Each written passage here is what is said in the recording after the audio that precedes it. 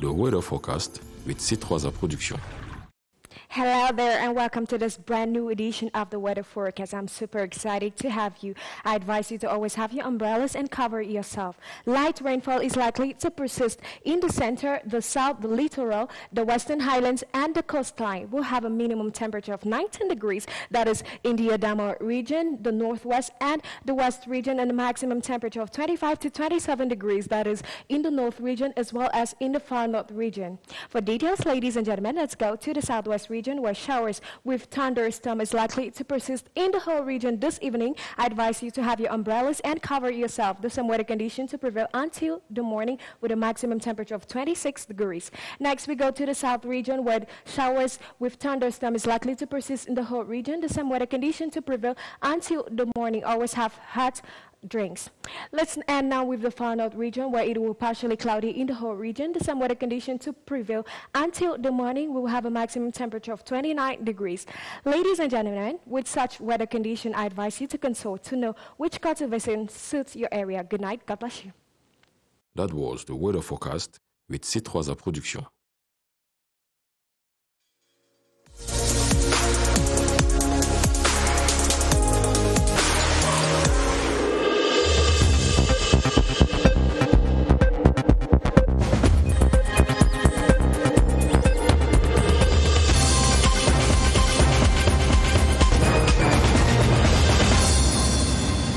Cameroon, a friend indeed to Equatorial Guinea, a humanitarian aid mission is authorized by President Paul Biya to provide relief to a brotherly nation affected by an explosion which left over 100 dead and many more injured.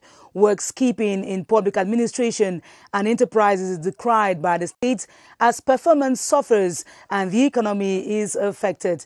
8,700 state employees are due to be sanctioned for work defects. And finally, a global awareness is raised on the safeguard of consumers' rights flaunted by fake products, cheating and illusionary bills.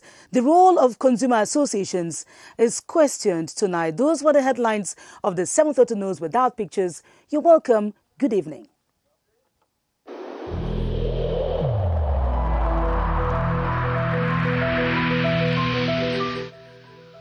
I urge you once again to put on your face masks, to wash your hands regularly, and to consult a physician or any other health personnel if you notice any symptoms.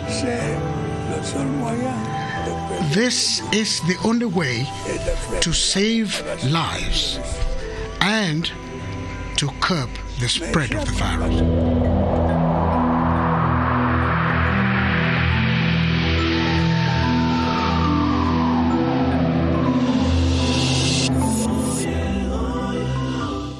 You're welcome back. The state of Cameroon is reaching out to Equatorial Guinea with a consignment of humanitarian aid to provide solace to those affected by an explosion last March 7, 2021. The mission, ordered by President Paul Biya, is led by the minister delegates at the presidency in charge of defense, Joseph Beti Asomo, and the Minister of Territorial Administration, Paul Atanganji. The delegation has been received in audience by the Equatorial President, His Excellency Theodoro Obiangema Batzogo. Prince Mukwele Aduma has the details. President Paul Biya's delegation is accorded a deserved reception at the Equatorial Presidential Palace, where the host, President Theodoro Obiangema Batzogo, has received a message of solidarity and comfort from his Cameroonian counterpart following explosions in Bata, the country's economic city that claimed the lives of over 100, with 600 others sustaining injuries.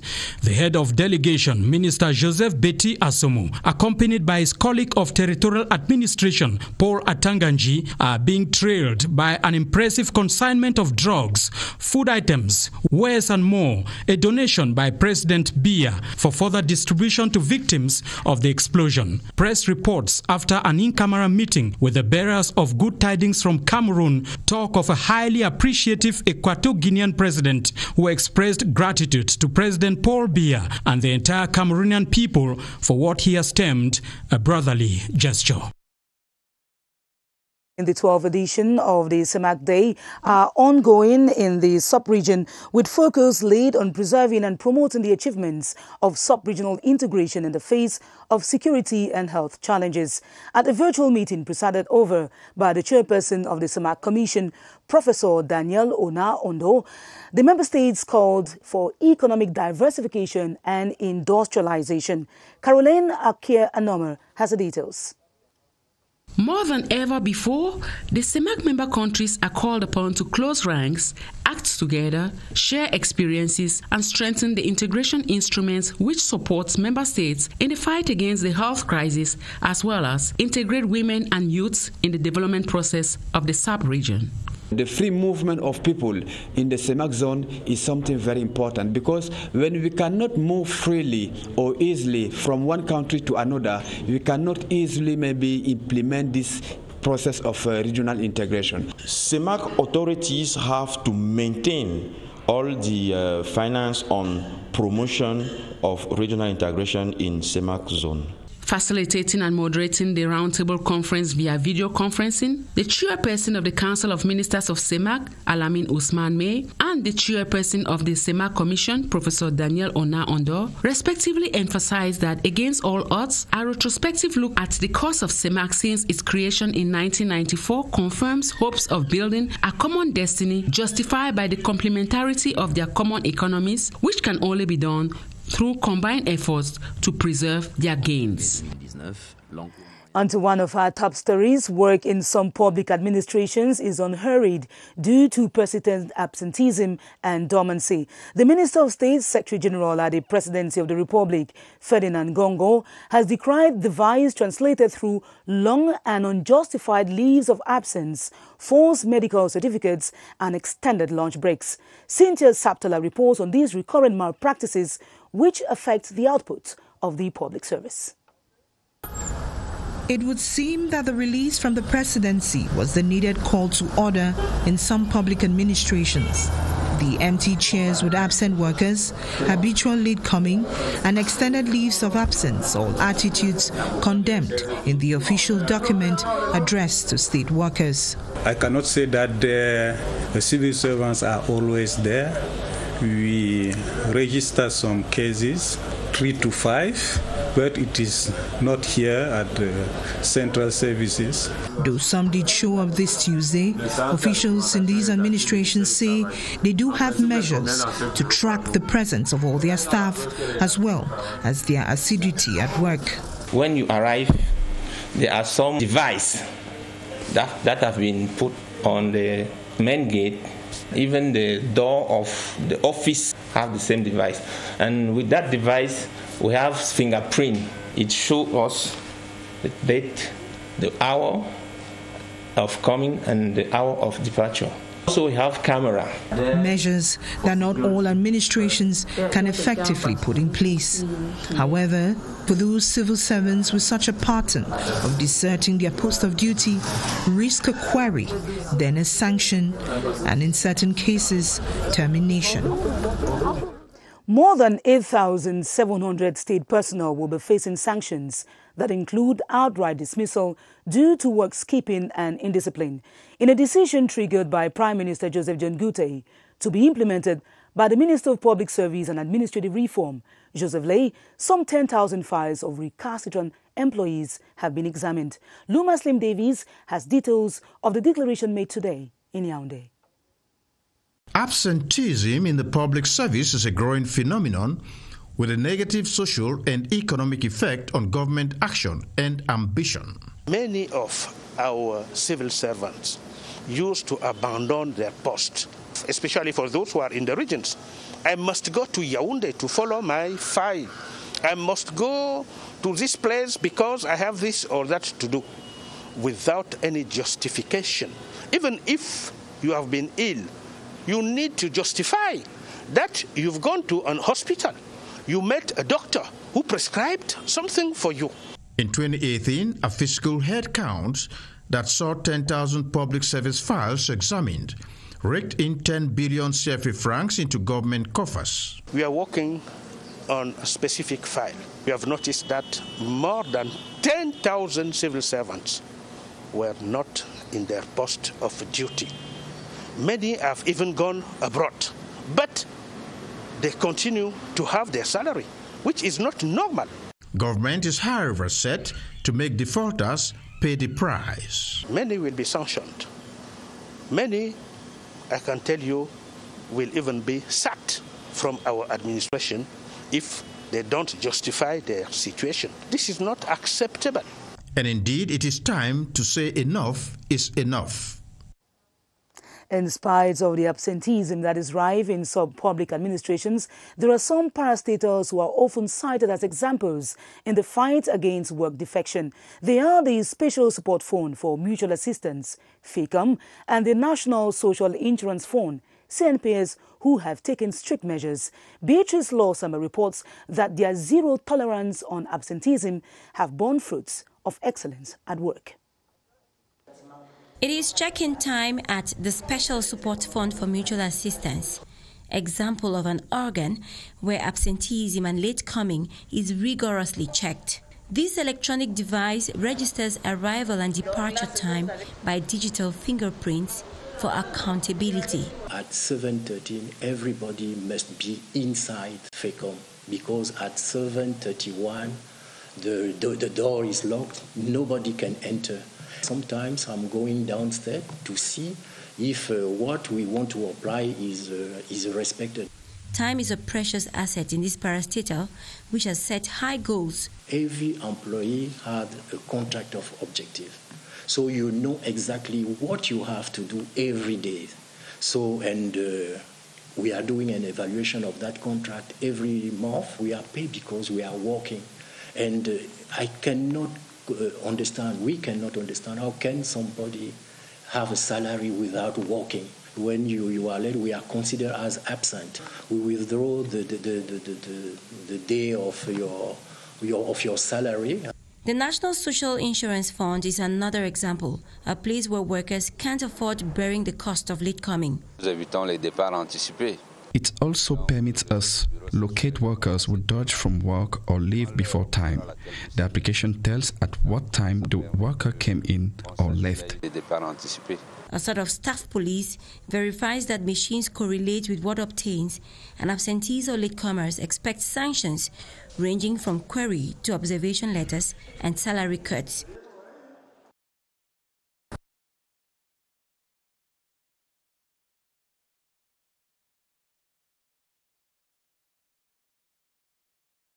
Are seeking ways to ease procedures and to limit fraud. During a workshop on the appropriation of online settings, Minister Joseph Lee enjoined the stakeholders to embrace change for the betterment of the public service offer. Emmanuel Avemnu has the details. Easing public service procedures linked to the recruitment of Cameroonians into the public service has witnessed lots of mutations, yet remain a major preoccupation for officials of the Ministry of Public Service. Gathered for another reflection on how to reduce corruption and fraud involved in competitive examinations, participants have been cautioned to build a credible public service. It's important to facilitate things for those who have to write administrative exams. We have begun organizing oral parts of those exams in our regional headquarters.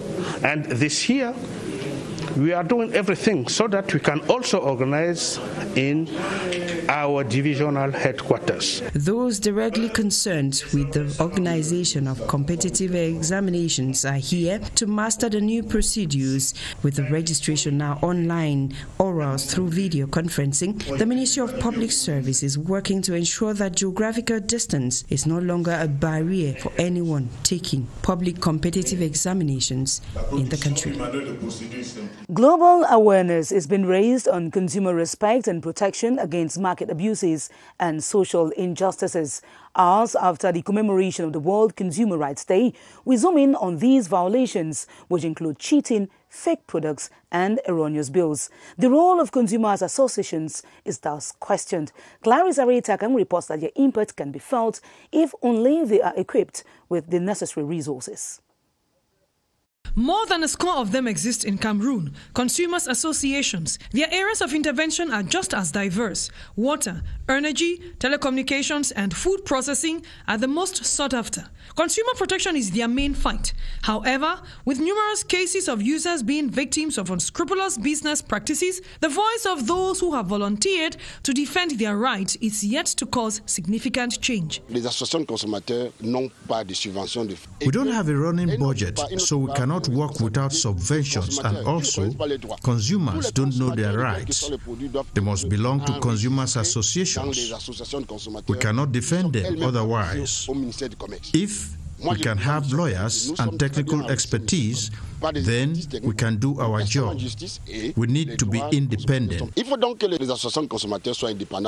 2011 law on consumer protection in Cameroon has been hailed for putting the interest of the public in the spotlight. Consumers associations argue that they must be given the tools with which to effectively play their role. There must be a true relationship and synergy between the administration and consumers associations. Our major role is to denounce, and without this, the state cannot function well. The buyer is king and should be treated as such, many hold. Sadly, this is not always the case, consumers groups regret. They insist that, to address violations, strong partnership with the state and inhabitants is essential.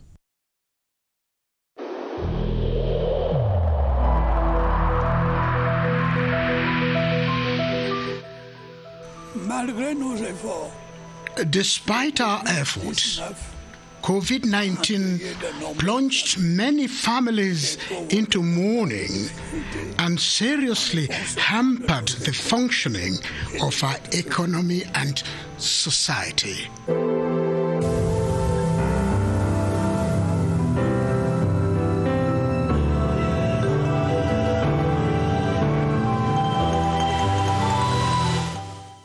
In sports and COVID-19, the Confederation of African Football has ordered that all players will be systematically screened for COVID-19 48 hours before encounters. As Coton Sport of Garoua prepares for its Group C CAF match, health officers in Garoua have been testing players and match officials for the virus. We now take you to the Garoua Regional Hospital to meet Baldwin Sama and his guest, Dr. Willie Bilogi. Hello, Baldwin. How is the testing being carried out there? Good evening to you, Esther Kima. Welcome to the Garoua Regional Hospital, where with our guest, Dr. Willie Bilogi, we shall be talking about health measures put in place to avoid any spread of COVID-19 during this international match this Wednesday in Garoua between Coton Sport of Garoua and Renaissance Sportif of Berkane from Morocco. Good evening to you, Dr. Willie Bilogi. Good evening. What measures have been put in place to avoid any further contamination or the spread of the virus ahead of this Coton Sport versus AS Berkane match built for Garoua this Wednesday? Okay, for this game, the first thing that we have done was concerning the testing of the both teams. The both teams have been tested like recommended by the CAF Medical Commission 48 hours before. We are supposed to have the result today and to give the result to the team. When we have the result, now if you have a positive case, depending of his clinical presentation, it can be isolated to a hotel or it can be isolated to our medical structure which is ready to receive the patient. Thank you so much, Dr. Willie Bilogi, for all those explanations. And not only the players and members of the different delegations, all those concerned with the international match between Coton Sport of Garoua and Renaissance Sportif of Berkane this Wednesday have equally gone through the screening process, which is recommended 48 hours ahead of such an international match. Back to you, Esther Kima. Thanks, Baldwin Sama. While all actors involved in Wednesday's game are being screened, public administrative and council authorities in Bonge subdivision in the southwest region are carrying out joint sensitization campaigns to control the spread of COVID-19 in the metropolitan town. Defaulters of barrier measures have been promised tough sanctions. Tanjong Levis Agbo reports from CRTV Southwest in Boya. The cosmopolitan nature of Mbonge subdivision makes its population more vulnerable to the pandemic, so there is need for continuous sensitization in public spaces to flatten the COVID-19 curve in the region. The visit by the divisional officer from Mbonge, Otto Williams II, and the mayor, Daniel Matamokambi, is to ensure that stringent measures are enforced to contain the spread of the virus, where disinfection exercises are already in place in strategic areas. You are not allowed to carry somebody who is not wearing the mask. They are van overload. That means what to do for you to 10 people in a car, van. You have to disinfect your car every day. According to the divisional officer, traders and automobile transporters who violate these measures would have their driver's license suspended, as spelled out by the Minister of Transport. The mayor reiterated the need for vehicles to carry limited passengers, the wearing of face masks, and regular washing of hands. The population was enjoined to continually respect these measures, especially during the second wave of the virus. In continuation of our series on the upswing of violence in schools, we spotlight tonight the impact of such unruly behavior on instructors. We recall the attack of the principal of Government Bilingual High School Ebone in Mongo Division of the Littoral Region. 2 years after the incident, Cynthia Saptala reports that assaults still persist in the school. At the Government Bilingual High School Ebone in the Mongo Division of the Littoral Region, it was a new principal who experienced violence on campus. Barely a week upon his arrival, October 2019, he was attacked with a machete at his residence. The perpetrators told him they came to signal a warning to the teaching staff. They wounded me on the head and I was bleeding. Then they claimed that they didn't come to kill me but to ask me to warn the disciplinarian and other staff members for controlling students. According to the school authority, in the past year, there has been more than 5 attacks on campus. The office of the principal was vandalized and money stolen, and children were attacked in the middle of lessons. A situation that apparently can be helped. The 4 hectares of land which constitutes a campus is currently unprotected. It serves as an open route to farmers heading to their plantations, with nearby bushes serving as hiding spots for those seeking to intrude. In other news, members of the Steering and Monitoring Committee of the Debt Development Relief Program, C2D, have been lauded for the contributions of the scheme on communities. This was at the 14th session of the committee attended by the French ambassador to Cameroon, His Excellency Christophe Guilou, and some state authorities.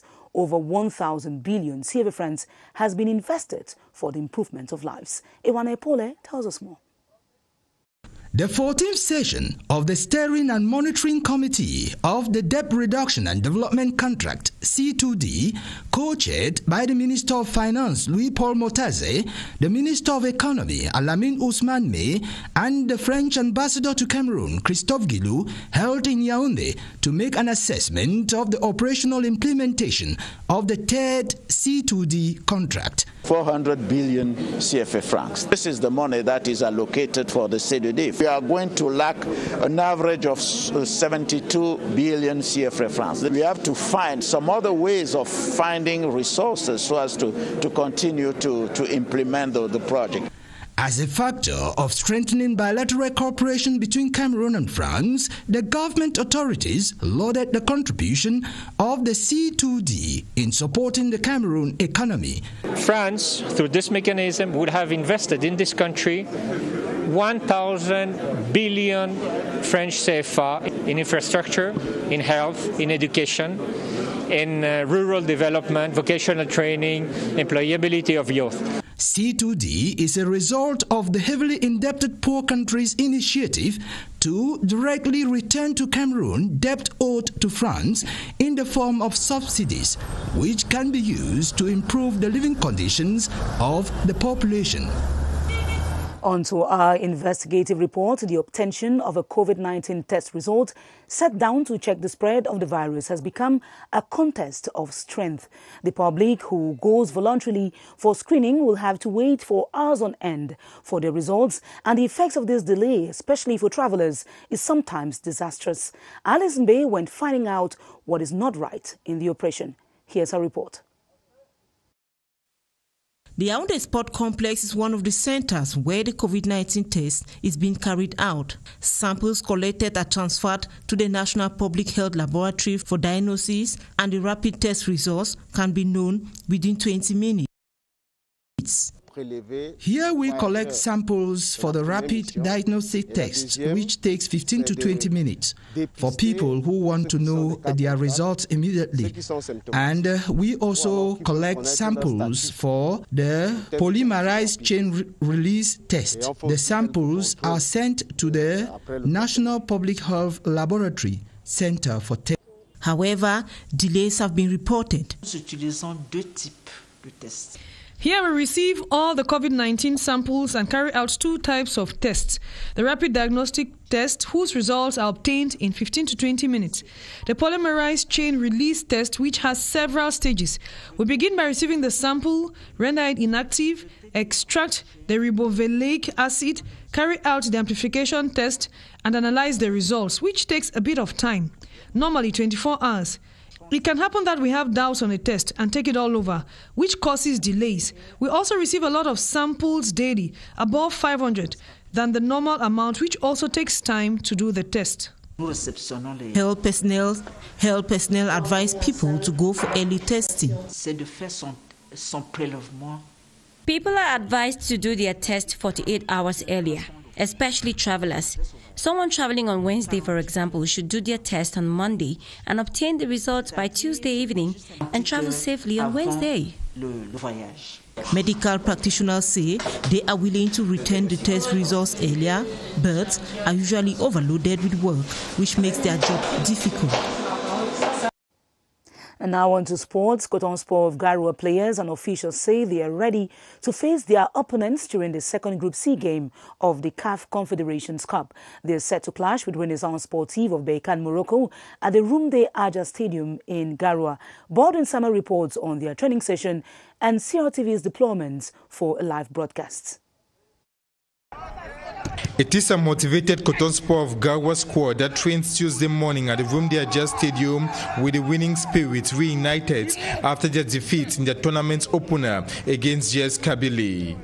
Players and officials of Coton Sport while training hope for nothing short of a victory this Wednesday. The morals of our guys are very good, very good. They know that they have to play against a very big team. It means that they must show their level of playing. Their opponents, Renaissance Sportif of Berkane, 35-man delegation made up of 22 players, were in Garwa, ready to secure their second group victory as they worked on a winning strategy during their training session this Tuesday. We are ready for tomorrow's match and we take each match as it comes while respecting our opponents, Coton Sport of Garwa. CRTV, in a build-up to the 2021 Africa Cup of Nations, deployed a huge team of technicians and reporters and the outdoor broadcast van to produce the international signal of this match. Show to the world and of course to Cameroonians that CRTV is up to the task. That what we did during the African Championship was not something we did haphazardly. We were prepared and we are still preparing to show to everybody that we are professionals and up to the task. Football lovers in Garwa get ready for this international match as the match will be in camera due to the ongoing COVID-19 pandemic. And as you mainly heard in this newscast, Cameroon is indeed a friend to Equatorial Guinea. A humanitarian aid mission has been authorized by President Paul Biya to provide relief to the brotherly nation that has been affected by an explosion which left over 100 persons dead and about 600 more injured. More news comes up at 8:30 p.m. with Adam Bala. I'll be back tomorrow at 7:30 p.m. God willing, stay tuned to our programs on CRTV and on CRTV News and stay protected from the coronavirus. It is real and it kills.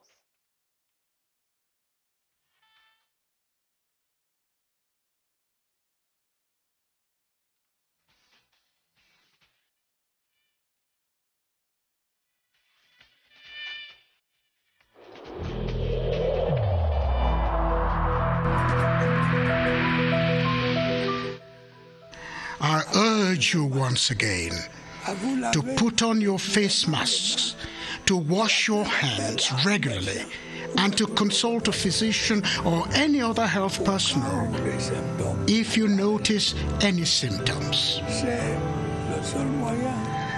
This is the only way to save lives and to curb the spread of the virus.